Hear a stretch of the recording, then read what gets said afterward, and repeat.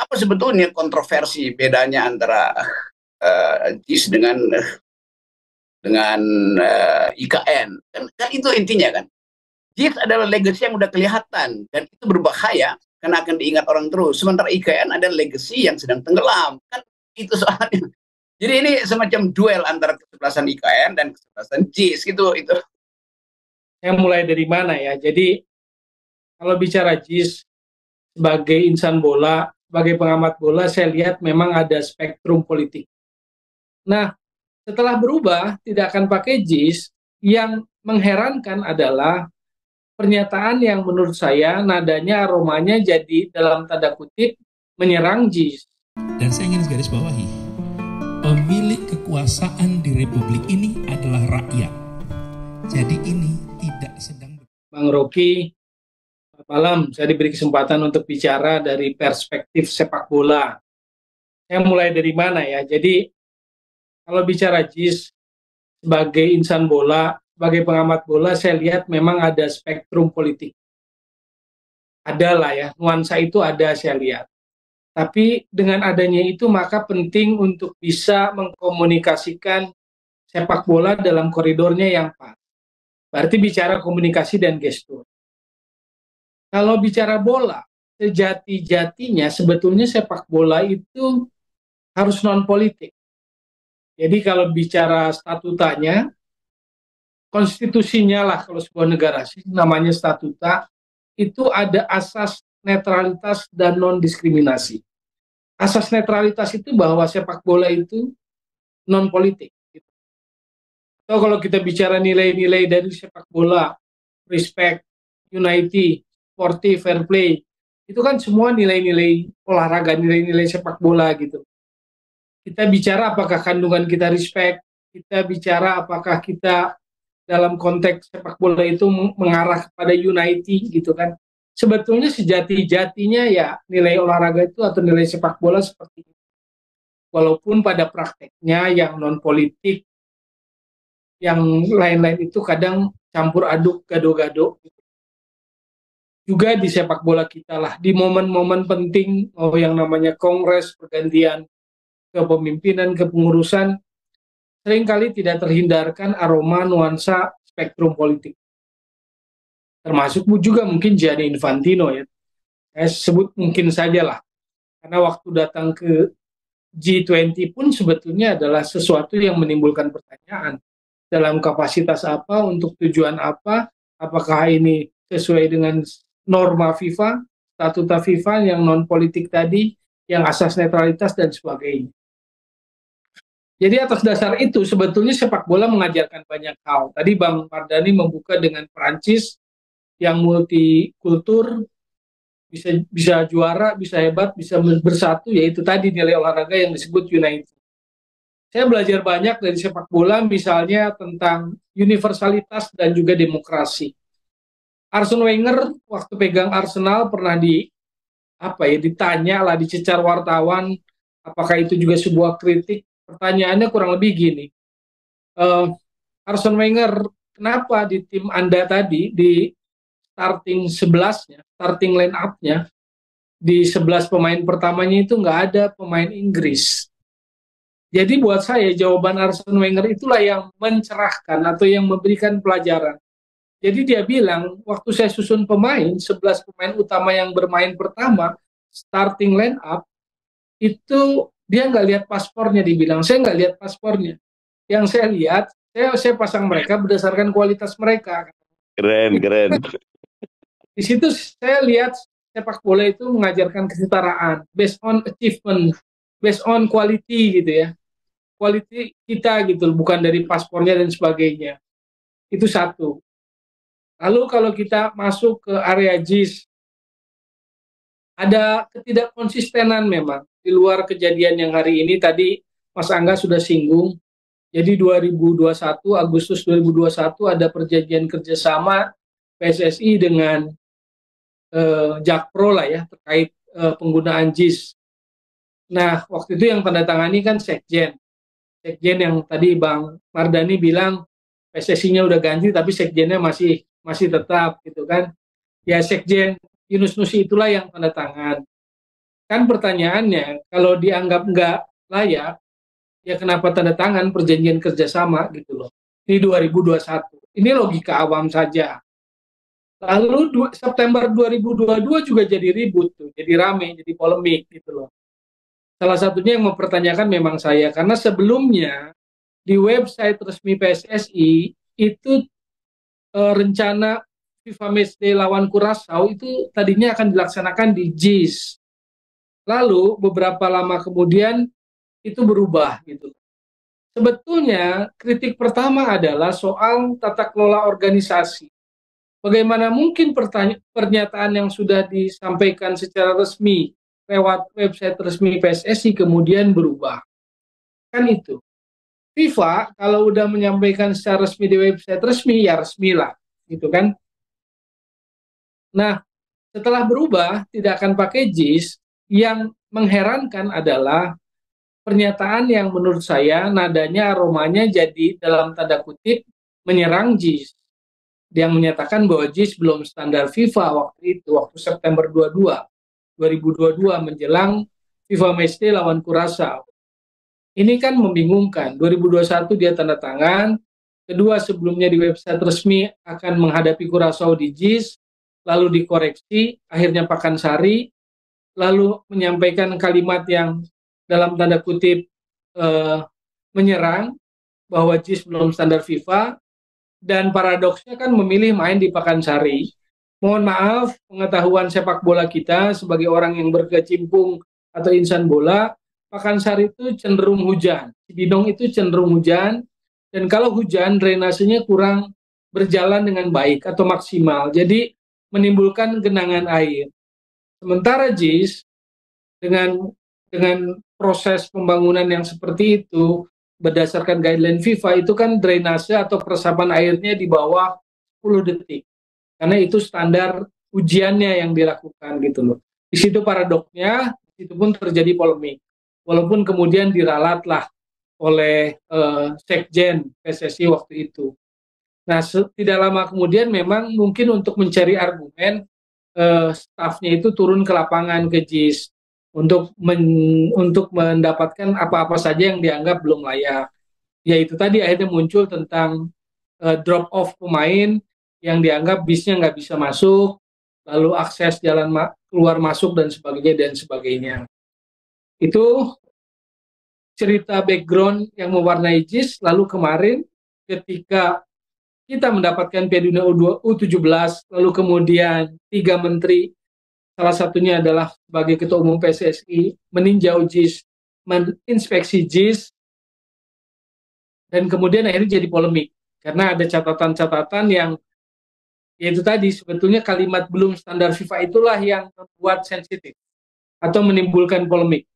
Belum standar FIFA, sementara yang ngomong bukan katakanlah otoritas yang berkompeten bicara tentang standarisasi itu, itulah yang akhirnya mengakibatkan polemik. Jadi bagaimana melihat sebuah stadion itu berstandar FIFA? Jadi gampang menurut saya, karena di zaman era modern ini FIFA sudah memberikan dokumen tentang FIFA Stadium Regulation, FIFA Guideline Stadium Regulation-nya. Juga FIFA memberikan tentang FIFA Stadium Requirement untuk World Cup, gitu loh. Nah, dengan kapasitas, dengan kualitas yang JIS miliki dari data-data spesifik, menurut saya sebetulnya JIS masuk standar FIFA, di luar catatan-catatan tadi yang soal akses. Akses itu menurut saya adalah tentang pengembangan kawasan. Tentang pengembangan kawasan itu kaitannya dengan integrasi dengan pemerintah setempat lah, atau pemerintah pusat gitu kan. Karena yang menyangkut kereta api KAI kan pemerintah pusat, tetapi yang lainnya mungkin menyangkut pemerintah daerah, Pemprov dalam hal ini. Nah, saya akan bicara tentang stadiumnya. Misalnya kita mulai dari rumput. Rumput itu FIFA mengapprove 3 jenis rumput. Rumput yang natural, yang alami, lalu hybrid, yang tadi dibilang ada 3 tipe hybrid, salah satunya tipe karpet, lalu ada tipe yang sintetis murni, artificial turf gitu. Nah, ketiga-tiganya di-approve oleh FIFA, Kalaupun ada yang kurang tadi soal pencahayaan, menurut saya itu soal perawatan. Di sisa waktu yang ada, maka concernnya di perawatan. Tetapi ketika komunikasinya, gesturnya adalah diganti dengan natural, maka itu kemudian menimbulkan reaksi. Sensitivitasnya muncul lagi, gitu kan. Polemiknya jadi muncul soal rumput. Kenapa? Karena menurut saya, rumput stadium itu nggak bisa dipisahkan tersendiri. Atau bagian yang masing-masing nggak. Rumput itu atau lapangan, pitch, itu adalah bagian yang terintegral dengan konsep keseluruhan dari stadium. Juga termasuk pertimbangan stadium ini ada di mana, wilayahnya pesisir gitu kan, airnya juga mungkin tidak sebagus di wilayah lain, Jakarta Utara, maka pertimbangan hybrid saya pikir itu tadi tahan lama. 5% rumput alami, 90% rumput sintetis. Perawatannya pun menjadi sebetulnya lebih mudah. Tapi tadi ada persoalan teknis seperti Mas Angga bilang bahwa yang bagian pinggir untuk mendapatkan sinar matahari menggunakan grow light-nya mungkin baru satu ya, punya satu unit gitu loh. Karena secara bisnis Persija belum bisa pakai tuh JIS kan. Karena walaupun mungkin Mas Angga bisa perjelas nanti sudah diajukan sebagai home base FIFA tapi belum di-approve atau disetujui atau didorong oleh PSSI untuk distandarisasi. Itu soal rumput. Yang kedua adalah soal ukuran. Ukurannya itu harus precisely, harus tepat 105 panjangnya, lebarnya 68. Dalam sepak bola itu, ukuran lapangan sepak bola bisa 100 sampai 105 atau 65 sampai 68 lebarnya. Tetapi untuk standar yang stadion yang untuk dipakai FIFA atau Piala Dunia itu harus 105 kali 68. Artinya JIS pun memenuhi standar itu. Tadi juga dibicarakan soal kapasitas yang 82 kapasitas penonton. Single seat. Jadi memang tuntutan sepak bola modern, stadion modern, paling tidak kalau di kawasan Asia, AFC itu sudah memerintahkan kepada setiap negara anggotanya agar stadion yang dipakai untuk level Asia maupun dunia itu harus single seat gitu loh. Dan yang lebih positifnya sebetulnya atau nilai lebihnya, stadion JIS ini stadion khusus sepak bola. Tidak ada lintasan trek atletik di sekelilingnya. Kalau yang ada lintasan trek atletik sekelilingnya itu disebut sebagai stadion Olimpiade, Olympic Stadium biasanya. Tetapi JIS ini memang diperuntukkan stadion khusus lapangan sepak bola dengan kapasitas 82.000 penonton single seat. Di Indonesia, lapangan yang khusus atau stadion yang khusus sepak bola juga ada di Maguwoharjo, lalu ada juga di Batakan ya, Kalimantan Timur, Balikpapan. Tapi Balikpapan kapasitasnya 40, Maguwoharjo juga di under 40, di bawah 40, jadi yang paling besar dan megah memang JIS dengan kapasitas 82. Plus penambahan area-area fasilitas lain yang tadi sudah disebutkan oleh Mas Angga, baik technical area, bench pemain, ruang kamar ganti yang 4, sehingga kalau ada 2 pertandingan, tim kedua yang akan main di pertandingan kedua datang, mereka nggak perlu menunggu kamar ganti, tetapi memang sudah bisa masuk kamar ganti karena ada 4. Ruang perangkat pertandingan, ruang medis, ruang doping kontrol, dan sebagainya. Saya pikir JIS sudah melengkapi itu berdasarkan data-data dari JIS sendiri, karena memang secara pembangunan mengikuti standar FIFA atau guidance FIFA. Karena logika awam pun nggak mungkin ya membangun stadion sekelas JIS pakai ala kadarnya gitu atau ala apa gitu, ala sembarangan, kan nggak mungkin rasanya gitu. Jadi pasti ini berdasarkan guideline dari FIFA standar lah gitu. Penerangan lampu kalau kita lihat pada umumnya 1.200 lux, tetapi di JIS 2.400. Kalau level Piala Dunia memang rata-rata di atas 1.500 lah ya. Kalau kita lihat Liga Champion yang begitu terang jernih juga di Piala Dunia, event Piala Dunia, itu ya memang di atas 2.200 ke sana lah, termasuk yang di JIS 2.400. Efeknya adalah penonton di tribun juga terlihat terlihat dengan jelas. Jika tertangkap kamera itu akan sangat nampak dengan jelas. Jadi ini memang sesuai dengan salah satu konsep dari JIS kan, yang bahwa ingin memberikan sebuah experience dan ambience, atmosfer pertandingan yang sangat kuat buat para penonton yang hadir ke stadium. Itu dari sisi penerangan, lampu, floodlight gitu kan. Nah, persoalannya kan adalah hal-hal yang sifatnya di luar lapangan, di luar area, bukan nggak penting, sangat penting karena menyangkut safety and security dari penonton. Secara regulasi kan penonton harus bisa keluar stadium dalam kurun waktu 8 sampai 10 menit. Dan itu menurut arsitek yang merancang JIS itu terpenuhi gitu loh. Nah, hal lainnya itu penting. Maka jalur akses keluar masuk menjadi penting. Tapi jalur akses keluar masuk yang sifatnya ke area publik itu memang adalah pembangunan kawasan yang terintegrasi oleh pemerintah, baik pemerintah pusat lalu Pemprov gitu. Karena isunya kan yang jadi polemik hanya satu, JIS yang di sisi barat gitu loh. Padahal kan harusnya ada yang dari timur yang mengarah ke Danau Cincin, Mas Angga yang nanti yang jelasin, maupun di utara selatan. Atau yang seperti stadion-stadion di Eropa yang langsung dari stasiun kereta turun langsung lewat jembatan tembus ke concourse-nya stadion. Itu pun ada seperti di Allianz Arena kan, seperti itu. Nah, poin yang saya mau sampaikan adalah kenapa menjadi begitu sensitif di luar spektrum politik lokal. Memang sebuah stadium itu adalah soal identitas. Sebetulnya stadium itu mencerminkan soal identitas, soal kebanggaan, soal proud gitu. Sayangnya untuk JIS ini memang meski diperuntukkan untuk Persija, janji untuk Jakmania ada sebuah stadium sebagai kandang, sebagai rumah, sebagai home base, tapi belum bisa digunakan. Karena tadi ada persoalan entah kenapa belum di-approve sampai saat ini oleh pihak PSSI, meski sudah diajukan sejak tahun lalu. Lagi-lagi mungkin Mas Angga yang lebih tepat tahu soal ini, kapan itu diajukan dan sebagainya. Tetapi saya mau cerita tentang sepak bola, kisah tentang sepak bola, bagaimana sebuah stadium itu menjadi identitas gitu. Yang pertama sebelum saya ke stadium, kenapa sepak bola itu menjadi sebuah identitas, atau kalau kita nggak bisa menyentuh sepak bola dengan baik, itu bisa jadi sesuatu yang fatal misalnya. Tahun 68 ya, tahun 68 ada istilah football war atau soccer war. Ini dalam kualifikasi menuju Piala Dunia 70 Meksiko antara dua negara kecil El Salvador dan Honduras. Jadi waktu itu El Salvador kualifikasi tanding dengan Honduras. Ini negara bertetangga sih.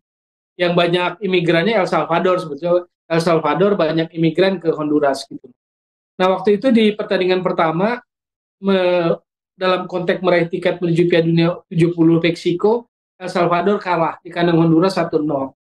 Tapi kemudian di pertandingan itu ada kisah yang membuat pemicunya itu adalah jadi seorang wanita, Emilia Bolano namanya, gadis remaja 18 tahun, ketika menyaksikan pertandingan itu dan tim kesayangan negaranya El Salvador kalah, dia beranjak menuju lemari, dia buka laci, dia ambil pistol orang tuanya, ayahnya, lalu dia menembakkan dirinya. Saking kecewanya atau apa ya, putus asanya ketika tim kesayangannya kalah. Ini tahun 68. Yang tidak disadari oleh Emilia Bolano itu adalah sebetulnya letusan peluru yang menembus tubuhnya yang membuat dirinya meninggal itu adalah letusan pertama yang memicu perang dua negara tetangga itu. Lalu ketika Honduras datang kebalikannya ke El Salvador, itu terjadi sebuah chaos situasi yang sulit dikendalikan dan waktu itu Hondurasnya kalah. Honduras kalah, tapi menurut tim ofisial dan juga pemain Honduras, mereka beruntung masih bisa pulang ke Honduras. Tetapi efek lebih kejamnya adalah, atau lebih fatalnya, Honduras marah. Rakyat Honduras marah, lalu terjadilah chaos, kerusuhan di Honduras, imigran-imigran pendatang dari El Salvador diserang, yang dalam istilah penulis novel Richard Kapuscinski yang disebut football war itu perangnya 100 jam. Perang 100 jam antara dua negara bertetangga yang dipicu oleh sepak bola. Ini kualifikasi Piala Dunia 70 Meksiko. Tetapi waktu itu yang menjadi ironinya adalah sempat menarik perhatian dunia, perang yang memakan banyak korban jiwa itu, tetapi kemudian hilang pemberitaannya di media-media dunia waktu itu karena tahun 69 itu ada Apollo 11, ada misi Apollo 11. Jadi beritanya ketutup sama itu. Tetapi untungnya jurnalis, novelis dari Polandia, Richard Kapuscinski, sempat membuat itu menjadi sebuah buku atau novel gitu, yang akhirnya bisa kita ketahui kisahnya, kisah sejarah. Itu yang saya mau bilang adalah arti penting sepak bola. Bagaimana sepak bola kalau tidak disentuh dengan benar akan bisa menghasilkan hal yang fatal. Itu belajar dari kasus tahun 68-69.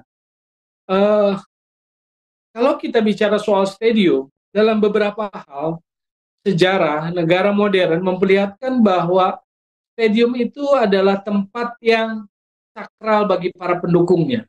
Tempat yang suci, tempat di mana mereka bisa melepaskan ekspresinya. Contoh, saya bicara tentang stadionnya Atletico Bilbao, San Mamés, lalu juga Barcelona, Camp Nou. Jadi kedua stadion ini punya arti yang sama. Jadi San Mamés punya arti yang sama bagi warga Bilbao, Basque, lalu Camp Nou punya arti yang sama bagi masyarakat Katalan, Catalonia. Stadion itu buat mereka dijuluki La Catedral, jadi bait suci, tempat mereka merasa bangga sebagai Basque. Buat orang Bilbao, buat orang Catalonia merasa bangga mereka ada di Camp Nou, mereka merasa bangga ada di sebagai warga Catalonia, karena background politik tahun 30-an itu Spanyol dipimpin oleh Jenderal Franco ya. Jenderal Franco yang itu kolaborasinya kan waktu itu dengan Hitler di Jerman dan Stalin di Rusia ya. Ketika itu wilayah-wilayah seperti Basque dan Barcelona kan mendapatkan represif lah gitu. Tetapi di stadion mereka, di San Mamés, misalnya Bilbao, lalu di Camp Nou, mereka bisa mengekspresikan diri mereka. Mereka bisa pakai bahasa mereka, bahasa Basque, lalu ini juga bahasa Catalonia, Katalan. Mereka bangga sebagai identitas mereka. Jadi stadion pada konteks itu adalah tentang identitas gitu loh. Jadi itu penting bagi mereka atau buat sejarah sepak bola yang umurnya lebih tua. Tentu berbeda dengan JIS karena JIS belum terisi, rohnya belum terisi. JIS ini adalah rumah yang diperuntukkan untuk Persija atau lebih besar untuk tim nasional, tapi belum terisi. Nah, makanya kita mendorong, sangat senang sekali ketika Piala Dunia U17 hadir, dan karena GBK bentrok ada jadwal lain, lalu didorong JIS, maka sebagai insan bola, sebetulnya ini sesuatu yang momentum yang baik, gitu, momentum yang positif, karena supaya apa? JIS itu punya roh. Jangan sekedar bangunan yang nanti yang sesuai standar FIFA, tetapi rohnya belum ada. Jadi harus di roh sepak bola. Roh sepak bolanya itu adalah ya event-event sepak bola dan pertandingan sepak bola.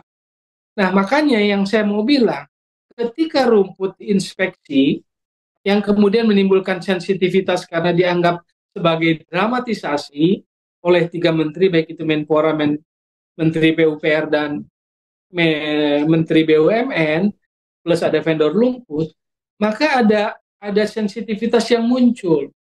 Karena itu tadi, kalau kita bicara rumput, itu bagian integral dari konsep stadion keseluruhan. Kedua, rumput itu mahkota. Lapangan bola itu, pitch itu adalah mahkotanya stadion. Maka ketika begitu serta-merta dengan, katakanlah dengan enteng mau diganti rumput alami, ada timbul reaksi dari publik. Ada timbul reaksi dari mereka yang konteksnya paham sepak bola. Karena itu tadi, seperti kisah 2 stadium yang sangat ikonik, yang bersejarah, San Mamés di Bilbao dan Camp Nou di Catalonia, karena buat mereka bukan soal arsitekturnya, tetapi Apa yang terjadi di stadion itu yang membuat San Meme dan Camp Nou itu punya tempat tersendiri di hati publik warga setempat itu. Buat Basque San Meme, buat Catalonia adalah Camp Nou gitu loh. Nah, balik lagi ke JIS, maka menurut saya gesturnya sama komunikasinya nggak boleh gegabah bicara tentang JIS, terutama tentang hal-hal yang sifatnya teknis. Meski JIS ini belum diisi rohnya, karena Persija belum berkandang di sana, tim nasional belum main di sana.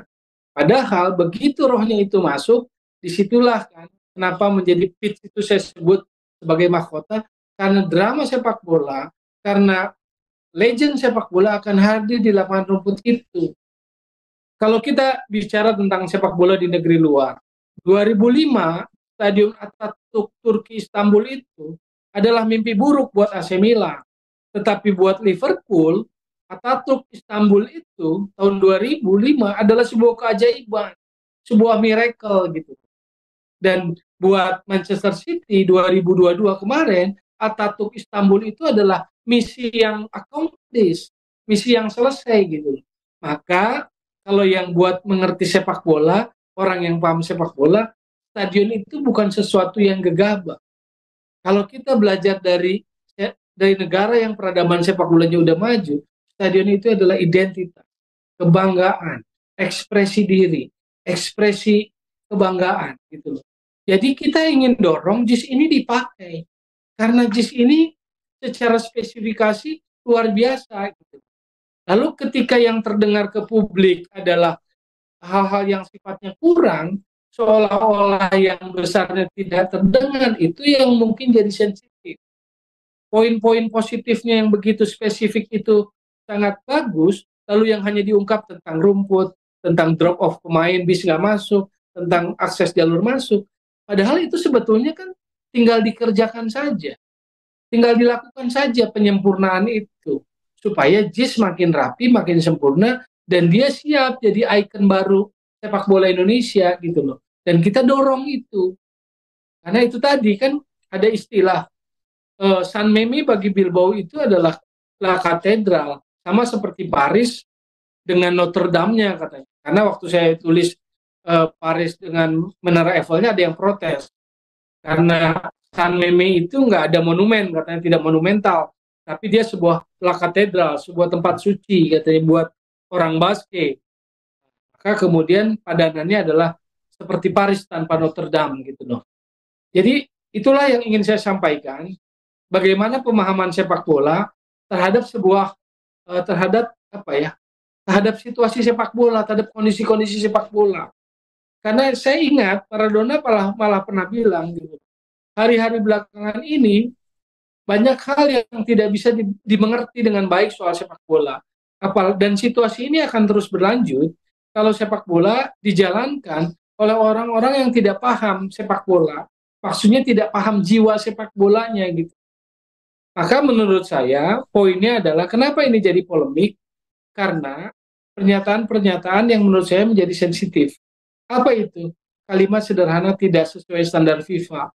Itulah yang kemudian berhadapan dengan logika banyak orang terkait spesifikasi stadion. Dan kalau kita bicara formalnya ya kita tunggu FIFA, biarlah FIFA nanti yang memverifikasi. Tetapi dari sisi sepak bola, seperti itulah apa yang bisa saya sampaikan, saya share malam ini dengan bapak-bapak sekalian yang terhormat. Semoga ini bisa menjadi sebuah pencerahan lah gitu, tentang sepak bola. Terima kasih. Itu dulu mungkin yang bisa saya sampaikan. Keren. Terima kasih Bung Toel atas sejarah dan filosofi sepak bola yang luar biasa, dan ini umpan lambung langsung bagi guru filosofi kita di Indonesia, Bung Rocky Gerung. Selamat malam, Assalamualaikum Bung Rocky. Oke, malam. Lanjut, bagaimana komentar Bung Rocky terkait isu JIS ini, terutama setelah mendengar penjelasan mendalam dari Bung Toel dan juga fakta-fakta dari Angga tadi? Iya, ada hal yang keliru pada Bung Toel itu, bahwa ada standar FIFA yang baru, yaitu seseorang yang menginisiasi lapangan standar FIFA itu, dia tidak boleh punya paspor untuk jadi presiden. Itu masalahnya tuh.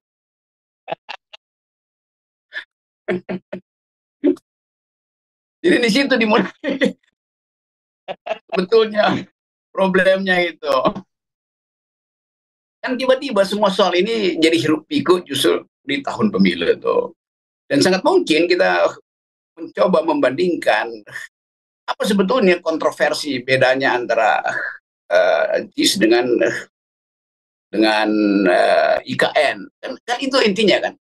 JIS adalah legacy yang udah kelihatan dan itu berbahaya karena akan diingat orang terus. Sementara IKN adalah legacy yang sedang tenggelam. Kan itu soalnya. Jadi ini semacam duel antara kesebelasan IKN dan kesebelasan JIS gitu. Itu problemnya ada di situ, teman-teman. Nah ini kemudian yang dilupakan orang atau memang orang udah tahu tapi udahlah ikut aja dalam ke porak-porandakan isu ini. Sebetulnya kalau kita misalnya bayangkan bahwa apa sebetulnya intinya untuk menggantikan di rumput di JIS itu kan rumputnya kan itu satu ekosistem dengan bangunannya, dengan struktur konstruksinya tuh, dengan atapnya, dengan jumlah lumen cahayanya kan itu diukurkan di situ kan. Jadi ini ada satu kesatuan ekologis gitu. Bandingkan misalnya kalau kita bayangkan, oke, rumputnya diganti itu pakai rumput natural, itu artinya penguapannya lebih banyak. Penguapan lebih banyak artinya jumlah karbon dioksid yang keluar dari situ bisa jadi racun itu, tertampung. Kalau dia tertutup itu bisa bikin pingsan penonton. Kalau dia oksinasinya berlebih, juga oksigen akan mengkorosi metal-metal di sekitar konstruksi itu. Berarti kalau rumput diganti secara ekologis, metalnya juga mesti diganti itu, dinding-dindingnya. Kalau konstruksinya mulai melemah, itu berarti fondasinya juga mesti dibongkar kan. Jadi ini satu pikiran yang hancur sebetulnya. Jadi semuanya mau diganti. Nah kalau begitu lebih banyak ganti presiden aja kan, lebih gampang sebetulnya dari pikir. Blibli 12 tahun anniversary. Buruan belanja di Blibli sekarang. Panjang. Kita melihat tadi itu seluruh keterangan dari teman-teman tadi itu, Bung Towel, terus Angga itu upaya untuk mengargumenkan bahwa ini udah selesai, udah sempurna. Tapi semua argumen itu akan dibatalkan oleh satu fakta bahwa Anies masih pegang paspor, yaitu paspor jadi presiden. Itu soalnya cuma ada di situ. Kita bolak-balik isu ini, digoreng di mana-mana.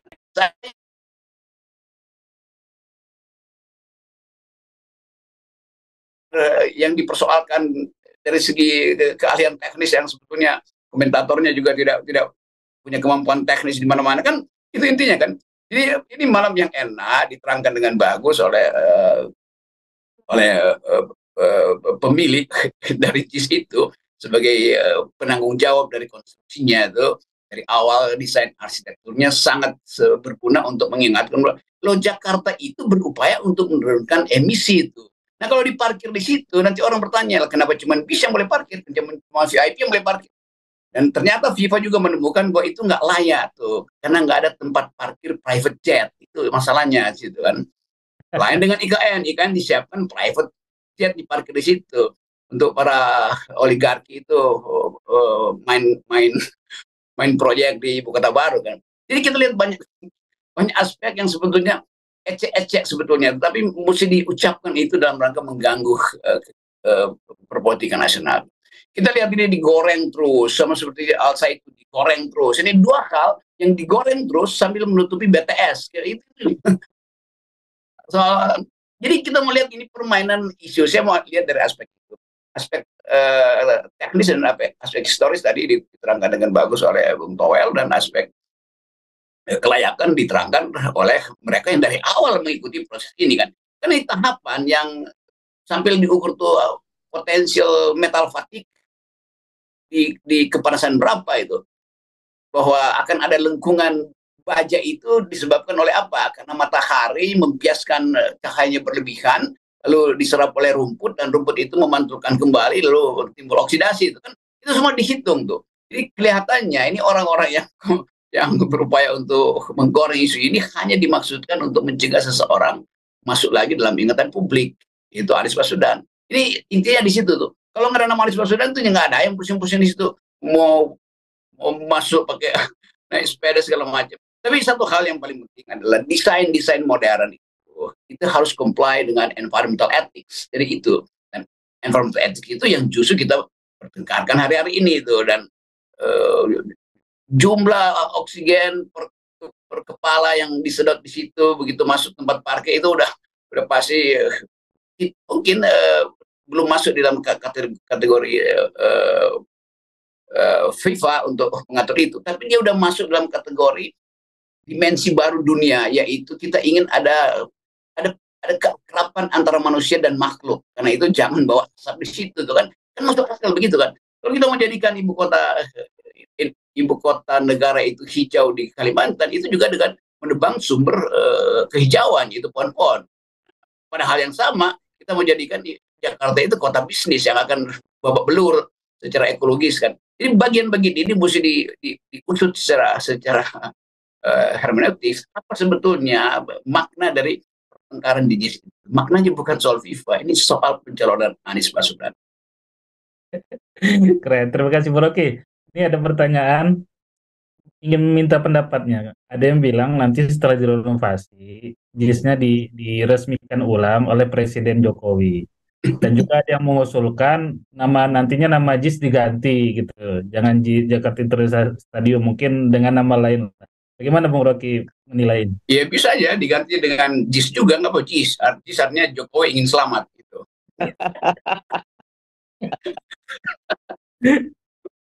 Jadi kecepatan kita berpikir akhirnya jadi absurd juga tuh. Ya nggak ada soal itu kan mau diganti apapun namanya itu tetap orang ingat itu karya dari Anies Baswedan. Justru nanti Pak Jokowi nanti yang akan gugup dia setiap kali dia lewat di situ lihat Jokowi dia kali sedih ya ada di situ kan. Itu kan juga menimbulkan delirium sakit jiwa itu kan, dia melihat sesuatu yang bukan punya dia itu kan.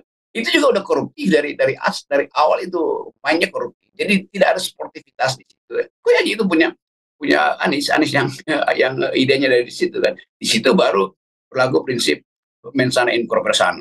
Itu di sana ada, di sini nggak ada.